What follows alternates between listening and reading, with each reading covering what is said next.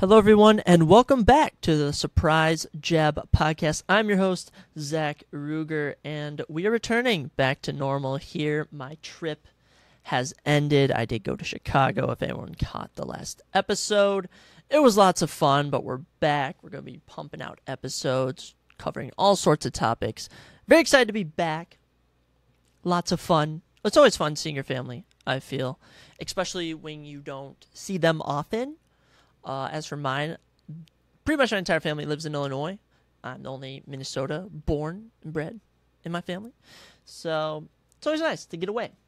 We're going to be going over a number of topics on today's episode, such as a review of UFC 290. We're going to be talking about UFC 5, which was announced for September. Going over The Ultimate Fighter, which is now going to be on episode 7, coming out this Tuesday, July 11th. We're going to be going over this new NBA tournament and, of course, other things. All right. So let's dive in. I'm actually going to start out and talk about my trip. It was fun. Record an episode with my cousin. Was able to catch 290 with the family. See everyone. Actually went mini golfing. Golfed 36 holes. All right. That's a lot of mini golf. All right. I actually won the first 18. Then proceeded to drop off hard. But, you know, I still consider it a win. I was able to see my grandparents, which I always treasure time with them. But one thing that dropped while I was away was UFC 5. Apparently it's coming out in September, or at least they're discussing it, or like releasing details in September. I don't know who the cover athlete's going to be for this. I have an idea that it could maybe be Alexander Volkanovski, John Jones. It's got to be someone like them, right? It was just Adesanya and Masvidal. Before that, McGregor. Before that, I think it was actually McGregor, Ronda Rousey. Before that, John Jones, Alexander Gustafsson. They might add a woman on. Maybe Zhang Wei Li and John Jones. I don't know. But there's a couple things that I want added to the new game that aren't in the last one. Because I've played UFC 4, oh gosh, do I even want to admit this? I have like 51 days of gaming time on UFC 4. I've played that game a lot. Definitely more than I should have, but it's fun. I love UFC. One thing I want them to alter is the career mode. It's slowly getting better, but still needs improvement. We don't need this storyline, I feel, especially from UFC 4, where you're like some random fighter getting beat up, some coach finds you, and your career starts. Nah, I kind of want something where you pick your path, things happen along the way, kind of like a free roam a bit. Do I dare go as far and say I want like a My Park, but for UFC? I feel like that's very ambitious for EA compared to 2K, but it's enough to wish for. Another thing that I want in the game is like a universe mode. If anyone's played the WWE games, they have a WWE universe where you can customize events. You can create your own superstars, add them, put on events. It's on like a schedule.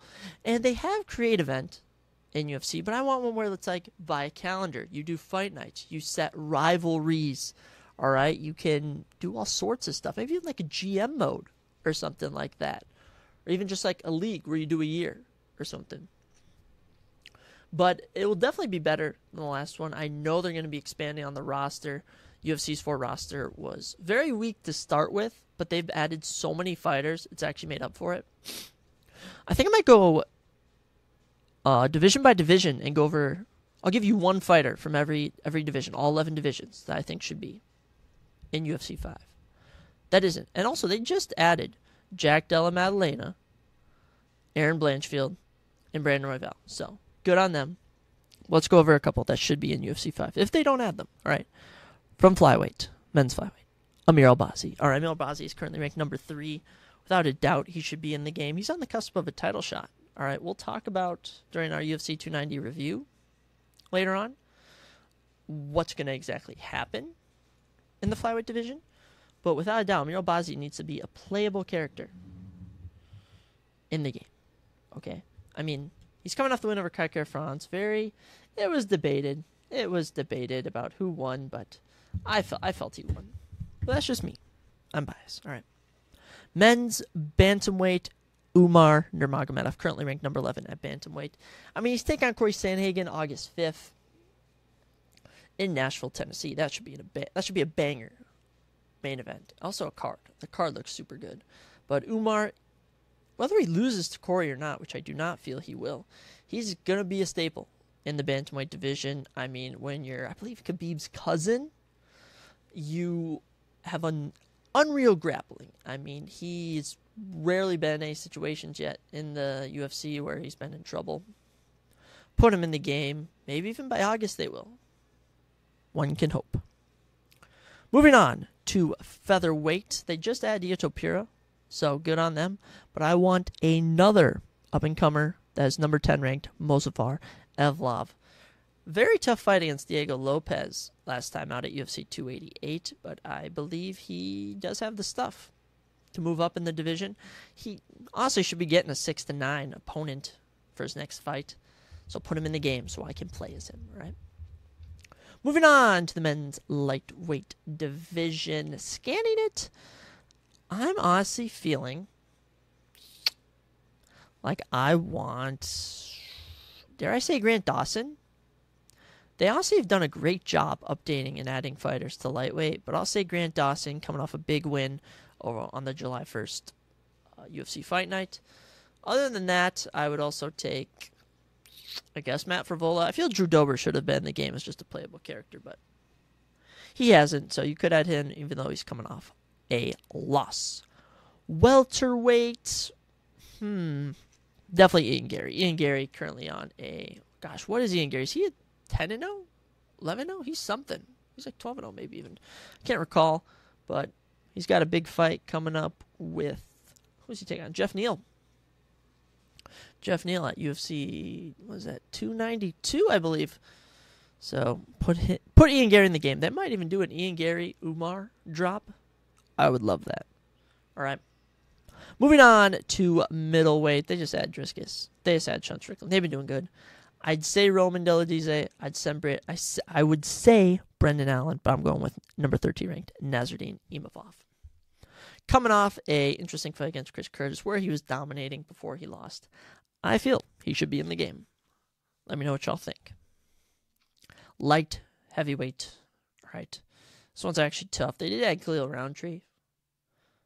I would not mind Alonzo Menfield, but looking at the rankings, purely rankings based, I think they should add probably Ryan Spann. I feel like Ryan Spann's going to float around all the rankings his entire UFC career. Other than that, there really isn't anyone that I need immediately. Moving on to heavyweight, we got 4 more divisions. All right. Heavyweight, Sergey Spivak or Halton Almeida. More likely Halton Almeida. He takes on Curtis Blades in November, I believe. Sergey Spivak fights Strogan in Paris in September. But Halton, man, he looked like a beast against Arsenio Rosenstruck again on the May 13th card this year. And being able to place him in the game would be splendid. All right. And let me give you 3 women that I think should be in the game. We'll start at the women's strawweight division. They've been doing very good, but you got number 3, Yan Chayonin, not in the game. I feel you got to add her. Throw her a bone. Throw her a bone. Because Yan Chayonin and Zhang Weili will most likely be fighting in China for the belt. And that would be historic. Now, I don't really know with everything going on globally if you can have a fight in China, but I would certainly watch that fight because Yan Chayonin and Zhang Weili are very, very entertaining. I love them both. All right, women's flyweight. They just had Erin Blanchfield. They've added Manafjora. They've been doing a great job. But Macy Barber. I mean, come on. How is Macy Barber not in the game? I'm a little surprised. I feel like she's just a staple now in women's MMA, but she's kind of an up-and-coming. Certainly a dominant win against, who was it? Viviane Araujo, I think it was. Or it was Amanda Ribas, my bad. So Macy Barber should definitely be in the game. And as for women's bantamweight, not the strongest division, but if Mayra Bueno Silva wins this upcoming Saturday, put her in the game. If not, there's really no one. I'm sorry. It's a really weak division. All right, but those are all the fighters I want in UFC 5. I wouldn't also mind adding in some different legends. I feel like they had the same repetitious legends, but maybe add someone. I'm trying to think of someone good. I mean, I want people like Rory McDonald, like Oliver Mercier. I don't know if we can do that with them being in different promotions, but it would certainly be very cool.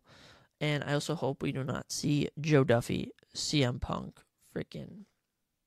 Gosh, who do they always add? They always add some bums. Juicy Formiga, Luis Smoka. All right, let's add some new background characters we can play with. They're actually in the UFC. But UFC 5, maybe releasing in September.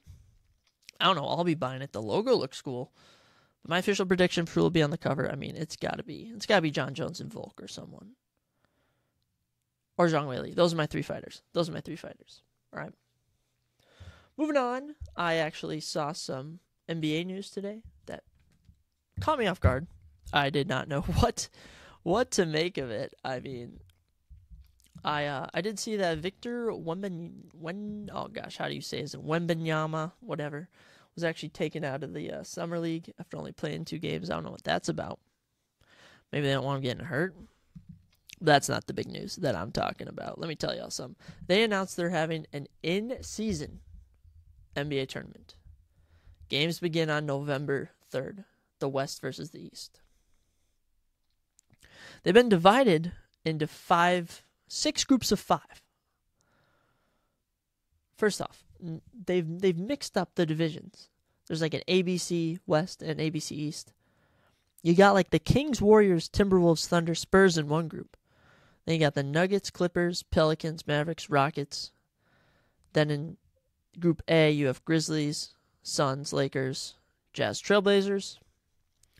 For the East, it's pretty much the same thing. I mean, you have the Celtics, Magic, Net, Raptors, Bulls. All right, you get it. They have some mixed up things. Semifinals are December 7th, and the championship is December 9th. Is an opportunity. This is from Joe Dumars, NBA Executive Vice President, Head of Basketball Operations.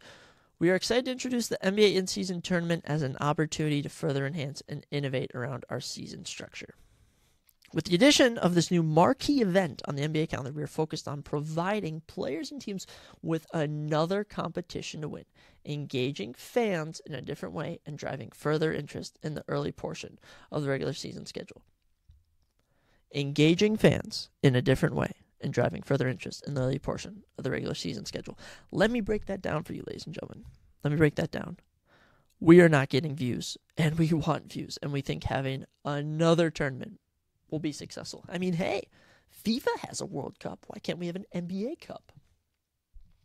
There's 2 stages of a group play and knockout rounds. Oh my gosh, they actually copied soccer, I'm pretty sure. They copied the FIFA World Cup. I don't even know what to make of this. This is very goofy. Let's dive into it. I'm gonna go over this. We're gonna go over this. Group play. All 30 teams were randomly drawn. Yeah, right. Based on win-loss records from 2022-23 regular season. Okay, maybe it's not rigged. We'll see.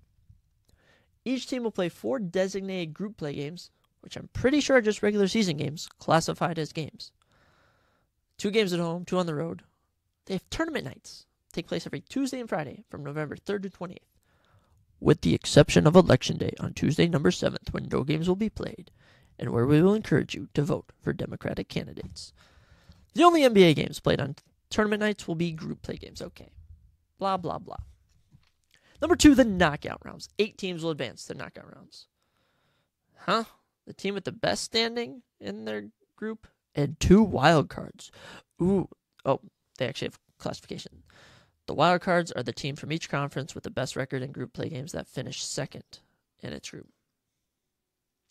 So, out of the 6 divisions, the 2 best second places of the 6 second places will advance. Okay.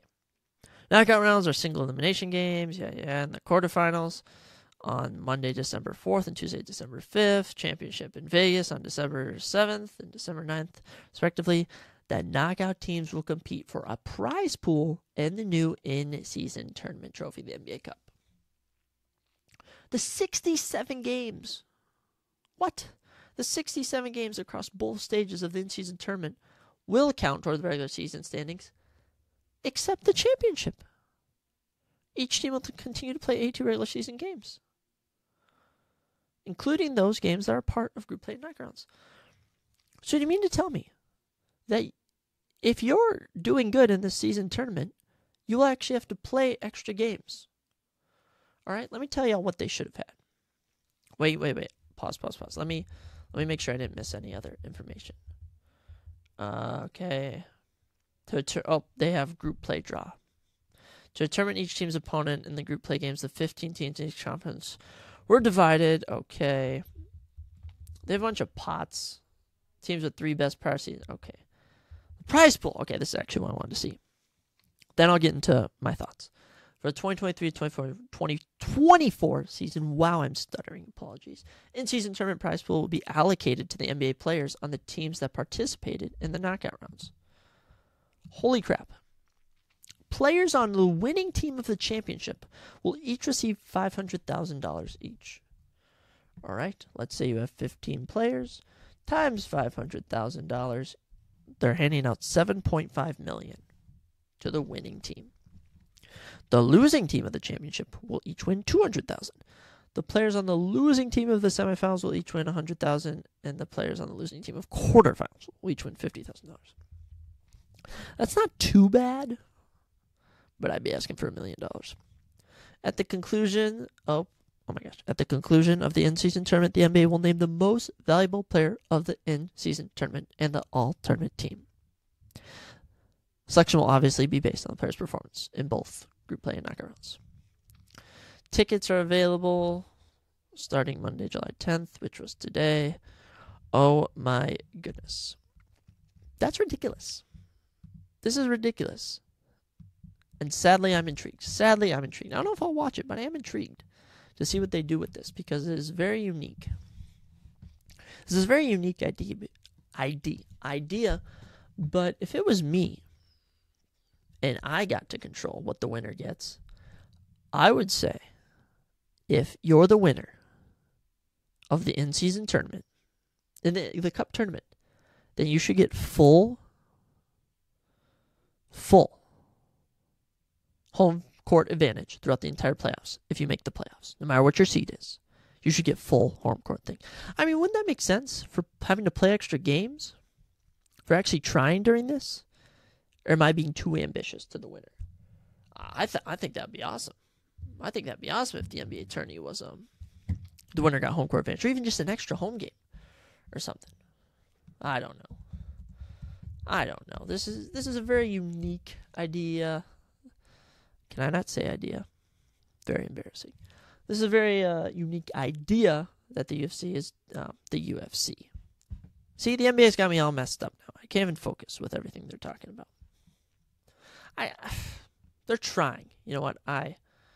They're trying to get more ratings, so I almost have to respect it. But at the same time, it's so obvious they're trying to get ratings. I mean, they're not going to beat the NFL. The NFL, I'm pretty sure, is king in ratings. NHL and MLB, very low. Other than that, I don't know. Let me see if there's been any updates in the free agency pool. Me and my special guest on our last episode did go over that. So if anyone wants to listen to that, they can go check out episode 3. We kind of talked over everything, but let me see if my Timberwolves signed anyone new. Oh yes, we re-signed Nickel Alexander-Walker, 2-year deal for $9 million. Pretty sure 4.5 is guaranteed, or is that just the average salary? I think that's his average salary. We lost Taurean Prince. Who else have we gotten? Oh, Luka Garza. Pretty sure we re-signed him, or maybe we did sign him. I don't know. NBA. I gotta respect you. I gotta respect you for trying, but I still think it is a funny idea. But who am I to say? I'm no NBA pro. Moving on, we'll be doing the main segment of the show. My favorite part. You know me. I love UFC. If anyone's listening to this, I love UFC. Let's recap. Let's recap UFC 290. It was amazing. This has been the best event of the year. I repeat. Let me get close to the mic. This has been the best event of 2023. This was an amazing pay-per-view. This was truly an amazing pay-per-view, top to bottom. There was one error. There was one bad part, and that was the fact they only gave out 2 performance bonuses. All right? Did the 2 individuals that received the performance bonuses deserve them? Yes, actually 3 fight of the night's a bonus, but we actually had like 2 fight of the nights, so. UFC could have given out more bonuses. I know they have the money and they've done more bonuses before, but is what it is. Let's dive into the card. We're going to be covering this for a while, so if you're interested in whatever else I have to say, skip forward, but you'll probably miss a lot of fun talk about UFC. All right. Starting off the card, Esteban Ribovic Vix beats Kamula Kirk. Not much to say here. I don't even think who watched this fight. Unanimous decision. Nothing much to say. Pretty much after this, the real card kicked off and all the excitement began. So, good job to Esteban Ribovic. I don't know how to pronounce your last name, but you did very good, and I'm proud that you won. Good for you. All right. But next up, Jesus Aguilera. 17 seconds into round 1, Jesus Aguilera knocks out Shannon Ross. Absolutely unreal. Doesn't get performance bonus for knocking him out cold in 17 seconds, but you earn my respect, Jesus. Jesus, 9-2. His only loss is to Tatsuro Taira in the UFC. He actually fought on this card. We'll talk about him in a second. As for Shannon Ross, he falls to 0-2. In fact, this guy has been finished on the Contender Series. Somehow got into the UFC, got finished in round 1. And, oh my gosh, he actually got finished in under a minute in his UFC debut. He's now been finished. He's now been knocked out in both of his UFC fights in under a minute. Cut him, Jesus. Give him a promotion. Flyweight, you got a good one in Jesus Aguilera. All right. Next up, bantamweight. South Africa was on fire tonight as Cameron Saman moves to 9-0 with a round 1 TKO of Terrence Mitchell. Terrence Mitchell, right out the gate, wanted to get a takedown, and it just did not go his way. Cameron got into control. Gets him on the ground. Gets in top mount. I think he got in back top mount, maybe? Or maybe Terrence just rolled to his back, and it was over. 3 minutes and 10 seconds in, Cameron Saman gets the finish. He moves to, 3-0 in the UFC. 4-0 if you include the Contender Series. 2 finishes in the UFC. Very impressive stuff from him. And then, I'm pretty sure Brian Kelleher offered a fight, or MMA Theory on Instagram suggested it. Someone reposted it. It got to Brian. So Brian Kelleher versus Cameron Saman could be next. I support it. Guess how old Cameron is? He's 23. He was born in December 20th, 2000. Holy crap, he's actually 22. Future bantamweight star in the making, maybe? I think so. All right. Moving on. Another finish. Now, this was much boring, as Vitor Petrino submits Marcin Prachnio in round number 3. Vitor had a simple game plan. Just shoot for takedowns over and over and over and over. All right. 8 minutes and 39 seconds of control time. He moves to 9-0, though. Congratulations. Now is 2-0 in the UFC, 3-0 if you include the Contender Series. Impressive stuff. As for Marcin, kind of tough luck. You have that terrible fight against William Knight. I think it brutally outgrappled by Vitor Petrino.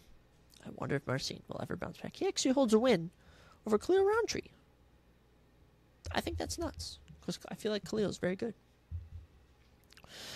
Speaking of men who are in Khalil Roundtree Jr.'s division, it's just stutter night, isn't it? We got some ranked. We have our first ranking we can talk about. As number 14, Jimmy Crute is submitted in round number 2 by Alonzo Menfield. This was the rematch. I told y'all to watch this fight. I don't know if it was as entertaining as the first fight, but certainly entertaining. Alonzo Menfield straps on a guillotine, and that'll do it. And I'm pretty sure Jimmy Crute took off his gloves and was going to retire. As there's one point, Jimmy Crute was 10-0. Then he got submitted by Misha Serkinov. But then he bounced back with 2 straight round 1 wins. And then he got injured in round 1 against Anthony Smith. Then he got knocked out in 48 seconds by Jamal Hill. Then a draw against Alonzo Menfield. Then gets guillotine choked by Alonzo Menfield. Sorry for Jimmy Crute. But that's the game of fighting. It's a tough game. No sympathy here. Besides the co-main event. All right. So Jimmy will probably get kicked out of the rankings. Alonzo in at 14. What could be next for Alonzo Menfield? How about Dominic Reyes? I like that fight. Alonzo Menfield, Dominic Reyes, what are we thinking? I like that fight. Let's make it, all right?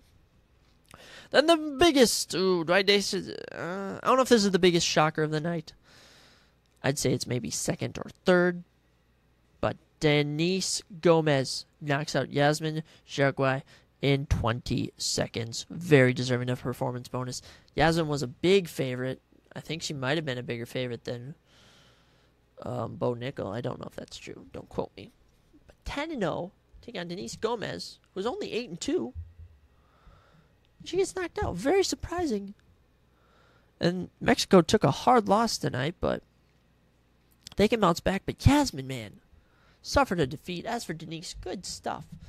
And a knockout like that can easily get you a bottom woman strawweight opponent in like Angela Hill, Michelle Watterson, maybe even Tabitha Ritchie. Actually, Tabitha just won. Probably not. Good for you, Denise. I am happy for Denise, but I do feel sad for Jasmine, because I did like her. I remember her fight. I'll bring this up every time I hear her.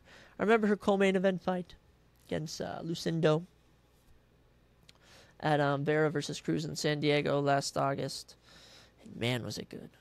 Man, was that good. That was a good fight. I think that was in August, but oh well. You move on. And we move on into a catchweight fight, as Tatsuro Taira took on Edgar Sherez. Shout out to Edgar. I think he stepped in on short notice. I honestly cannot remember. I think he did. Knocks down Tatsuro, but I mean, Tatsuro's too good. Turns to grappling, gets almost 10 minutes of control time. That's insane. That's actually insane. I think he lost a point. I'm pretty sure he got a point taken away.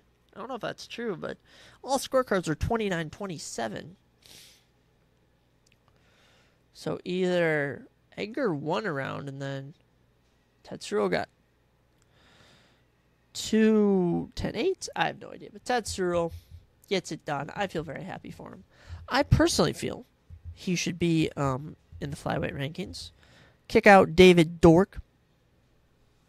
Maybe even kick off Steve Erceg.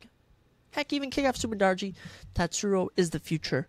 I love him. Japan will have a champion. I promise you that. And also, all those names I just listed, those should be opponents that should be next for him. All right, let's get into the main prelim. What do they call it? The headlining prelim, whatever it is. As Robbie Lawler stepped in the cage for one last time. He took on Nico Price. Nico Price was a favorite. I think he was like minus 250 or something.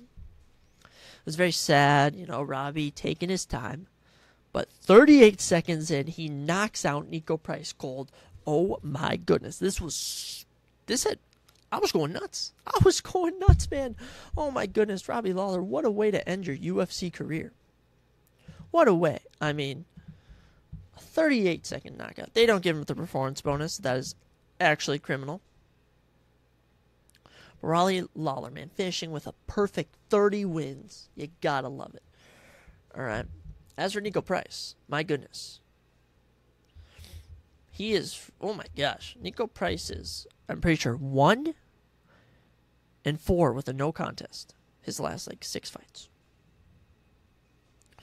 Nico Price, you will not be around for long if you're getting knocked out by Robbie Lawler. But Robbie Lawler's got hands of steel. What a way to end his career.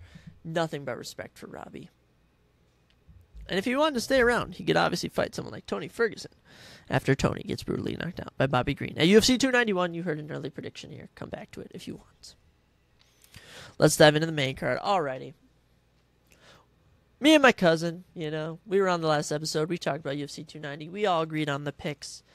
The picks went 2 and 3. Not so hot, although I was happy that Drakus won. I did feel a sense of joy for Dan. Of course, I predicted Bo and I predicted Volk, but the co-main we'll get to when it comes. All time, we now move to 439 correct picks, 323 incorrect picks as of 2023. And as for 2023, we are currently 69 and 46. 9 out of the 13 fights on this card were finishes. I find that amazing. And 4 were in under a minute. In case you want to know some fun facts. All right, let's waste no more time. The main card. Val Woodburn coming in on short notice. I mean, was such an underdog. All respect to him. Bo Nickel coming in Obviously, we all know who Bo Nickel is. And we're expecting a shoot, and he clips him. We're like, okay, Bo Nickel clipped him. Then clipped him again. Then clipped him again, then dropped him, then went for a foul punch, and the ref had seen enough. 38 seconds, Bo Nickel knocks out Val Woodburn. Let me tell you something weird. Is it weirder that Bo Nickel got a knockout win over Val Woodburn, or is it weirder that him and Robbie Lawler both got 38-second TKO victories? I think that's weirder. That is super weird, especially back-to-back. And get this. Bo Nickel and Robbie Lawler both got knocked down. Both their opponents only landed 2 significant strikes, except Bo had 7 significant strikes and Robbie had 8. Numbers don't lie. The universe is weird. Bo, I mean, as for Val, I kind of hope they give Val another shot. I always feel bad when guys step in, they get absolutely obliterated. But as for Bo, don't give him a ranked opponent yet. If you do, Jacker Manson without a doubt. But I saw someone say Rodolfo Vieira. I'm thinking, personally, I feel Edmund Shabazian would be a great fight. But there's so many middleweights out there Bo could fight. But don't give him a ranked opponent yet. Let's build him up. Let's give him the Sean O'Malley treatment until he runs into a Marlon Vera. All right. Dan Hooker, Jalen Turner. The unofficial fight of the night. But don't get me wrong, Co-Main was a better fight of the night. But this one stole the show. I mean, it had my whole house going nuts. The whole house I was in was going nuts. All right. Number 12, Dan Hooker. Number 11, Jalen Turner. As of recording this, the rankings will update on Tuesday when this episode goes live. But I believe Dan Hooker will move up to the 11 spot. Jalen will drop down to the 12. So it was a very close fight. I mean, let's go to round 1 where I felt Jalen Turner won round 1. I gave round 1 to Jalen Turner. But then round 2, Dan Hooker rallied. He actually ate a kick. He ate such a hard kick, but then rallied. And then round 3 was one-way traffic with Dan Hooker landing a knockdown. Although Jalen did land a takedown. Pretty sure it got reversed, but still. Very entertaining fight, but I have 2 takeaways from this fight. First, Dan Hooker is very durable. He can hang with guys and should fight up in the top 10 for his next opponent. And number 2 is that Jalen Turner does not have a good gas tank. We've now seen it in 2 straight fights. He's lost 2 straight fights by split decision. And he needs a pick-me-up fight. Definitely needs a pick-me-up fight. So, what's next for Jalen Turner? Let me throw some names at you. Renato Moicano. Matt Frivola. And Paddy Pimblett. No, I'm just kidding. Actually, I would love that. I would love if Paddy Pimblett would fight Jalen Turner. But I like Matt Frivola fight, and I like Renato Moicano fight. A pick-me-up for Jalen Turner. All right, clearly, he is not fully ready for the top of the division. As for Dan Hooker, who I believe will be ranked number 11 come Tuesday, I'm feeling a Rafael Fiziev. I'm feeling maybe Grant Dawson. Maybe even Matus Gamrot. That's very ambitious. But Dan Hooker, congratulations. Even though I did not predict you would win, I was still happy you won. Let's move on to the biggest upset of the night. Of course, it got performance bonus. Ladies and gentlemen, Dricus du Plessis TKOs Robert Whittaker in the second round. Wow, there's nothing to say even. There is nothing to say. Dricus outclassed Robert Whittaker. It was something to see. And even though we picked Robert Whittaker simply because he was Robert Whittaker, I feel like everyone had the feeling, I think Dricus can do this. Dricus has got something. I think it's Dricus, actually. I don't know. But du Plessis gets it done. He moves to 20-2. And get this. 6-0 in the UFC, 5 finishes. 5 freaking finishes out of 6 fights. He debuted in 2020. Just beat the number 2 guy. He was currently ranked 5. Alex Pereira's leaving the division. Give him the number 1. Give Dricus du Plessis the number 1 contender spot. Because guess what? He's fighting Adesanya in Sydney at UFC 293. But let's talk about, before we talk about who I think Robert Whittaker should fight next, there's a couple options for him. Let's talk about the post-fight incident. They let Izzy in the cage. I don't know if there's ever been has there ever been a time where we let a fighter in the cage and it went well? Maybe when GSP said, like, I'm not impressed. Who was that to? Was that to Matt Hughes or something? Or was it Jai Hendricks? I can't remember. But that was a funny one. But this one did not go well. Izzy, I thought was going to be pretty good, and then the N-bombs went loose. Now, am I knocking him for saying the N-word? Heck no, he's black. He can say whatever word he wants. But the fact he was getting very aggressive with Duplessis, I mean, it's kind of awkward. He was going like, yeah, you're my African brother, that word. And he's like, why don't you take a DNA test? And then Duplessis like, oh, what are you going to tell your people in New Zealand? I'm just like, what are they talking about? What are these two guys talking about? It's all for show, and it's working. All right, because I want to see UFC 293 now. They got Tai Tuivasa and Alexander Volkov on that card. They got Manel Cape and Kaikara France on that card. That card's going to be good. But the night belongs to Dricus Du Plessis. For this fight, for the middleweight division, the night belongs to Dricus Du Plessis. As for Whitaker, I assume he will move down to the number 3 spot. Jared Cannonier to actually shoot. I don't know. They might move Cannonier to 2. They might actually drop Whitaker down to 4. I don't know, guys. But that was tough to see. After watching him outclass Vettori, barely lose to Adesanya, dare we bring up the fact that he beat Darren Till, Kelvin Gastelum, and Jared Cannonier to earn a second title shot. I mean, wow. This was nuts to see. But as for what's next for Robert Whitaker, I mean, you could do Hamzat. I think Hamzat's fighting Jared Cannonier, so that fight might not be possible against Whitaker at the moment. You could also have Whitaker fight Sean Strickland. I really like that fight. I saw someone suggest he moves up a weight and fight someone like Alexander Rakic. I don't know how that would go. And I've also seen people say he should drop down and fight someone like Kamaru Usman, Colby Covington, Bilal Muhammad.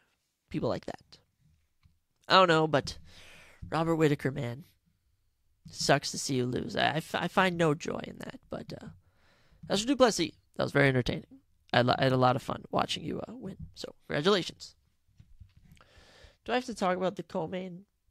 I don't know if I can, guys.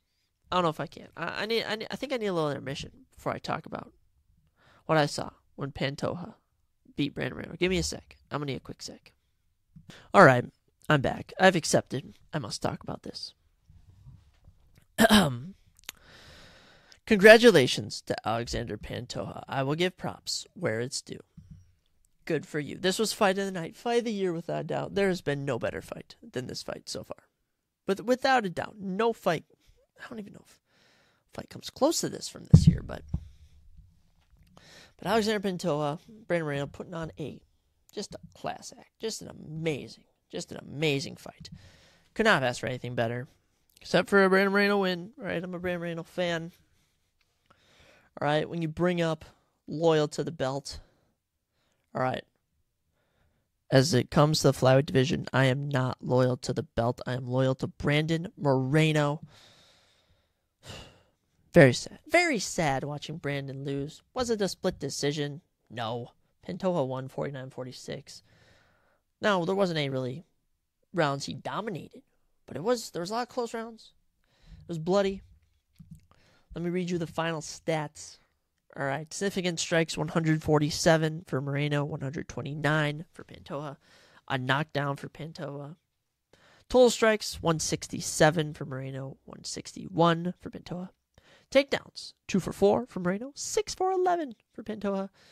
Control time, 4 minutes. Moreno, 8.5 minutes for Pantoja. But 3 reversals on those takedowns. So, I mean, we can take off half those takedowns, man.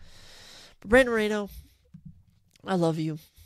Sucks to see you lose, man. It really sucks to see you lose. You'll now move to the number 1 spot, and Pantoja will get the belts.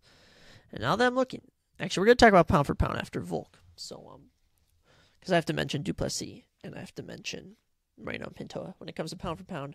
But I am happy for you, Pantoja. You have a good story. I saw your kids in the ring.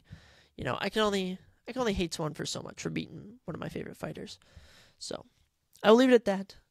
I believe Amir Albazi or Brandon Royval could fight Pantoja.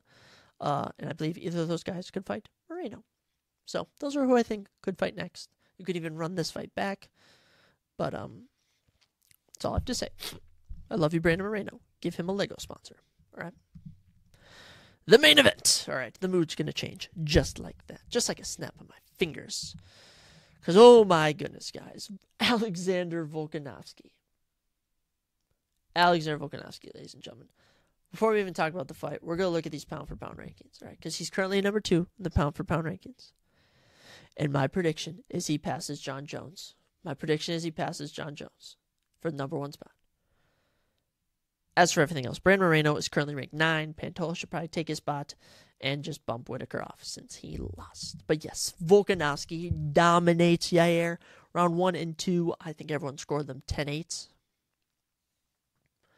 And the striking, the takedowns. I mean, 7 takedowns.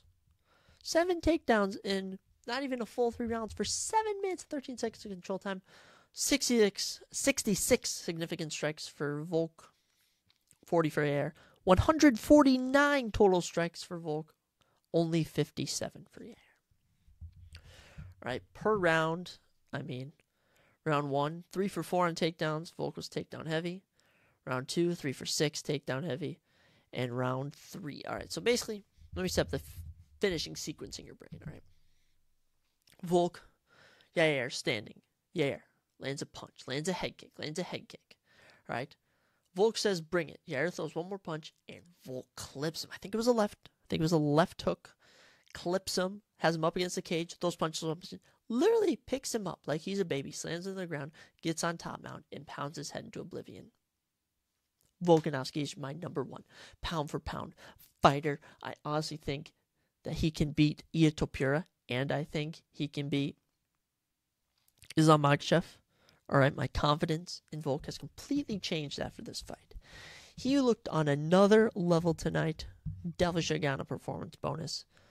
An interesting pattern I noticed for the main card is we start off with a round 1 TKO, then a split decision. Then we did a round 2 TKO, split decision. Then we did a round 3 TKO. If you check my verdict, I think my verdict is Zach Ruger. I think you can search me up on there. I predicted a Volk round 3 TKO. So, you're welcome, America. All right. Very happy for Volk.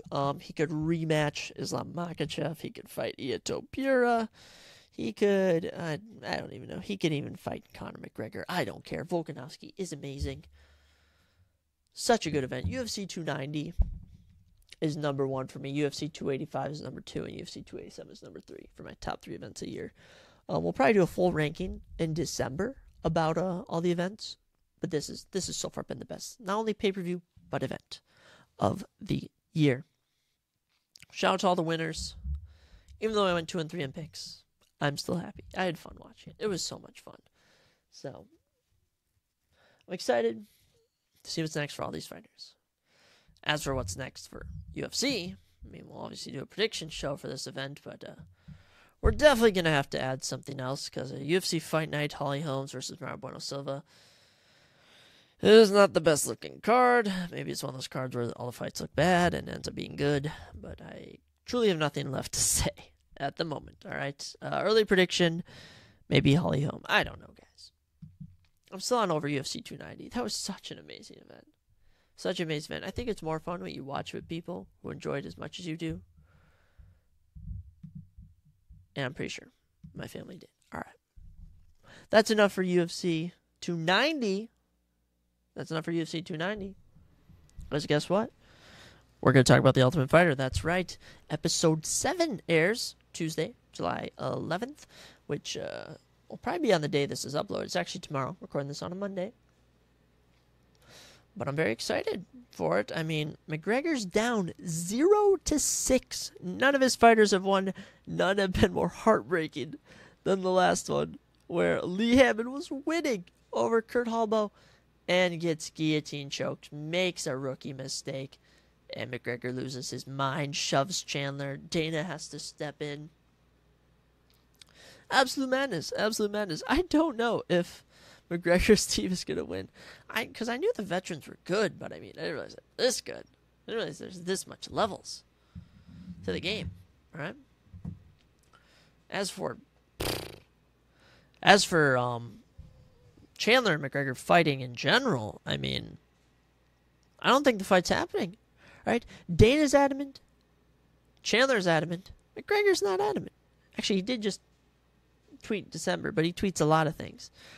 I don't know if this fight can physically happen because of USADA. What about the Miami Heat thing? That got swept under the rug real quick.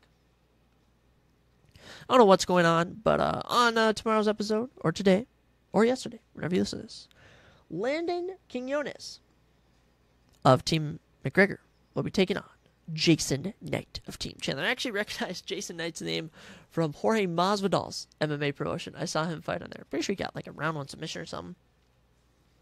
We'll see how he does, but at this point, all I can do is root for McGregor. But if Chandler sweeps McGregor's team, that's never happened before, has it? I don't know if that's happened before. I'll have to look that up. But it would be very entertaining. But man, it's been a very interesting season. I mean, the best moment has probably been Roosevelt Roberts knocking out his opponent in 7 seconds. I mean, that was hilarious. Just the fact that how bummy it was. But that's how it goes. I'll be interested to see the episode tomorrow. And I got one more thing on UFC for you guys. I know a lot of people say that, UFC is all about fighting. But honestly, it's more than just a fight to me. It's watching it with people. Being around people watching it, cheering. That sense of excitement when your favorite fighter is making the walk. Right when the bell rings. It's looking at the stats. It's making predictions.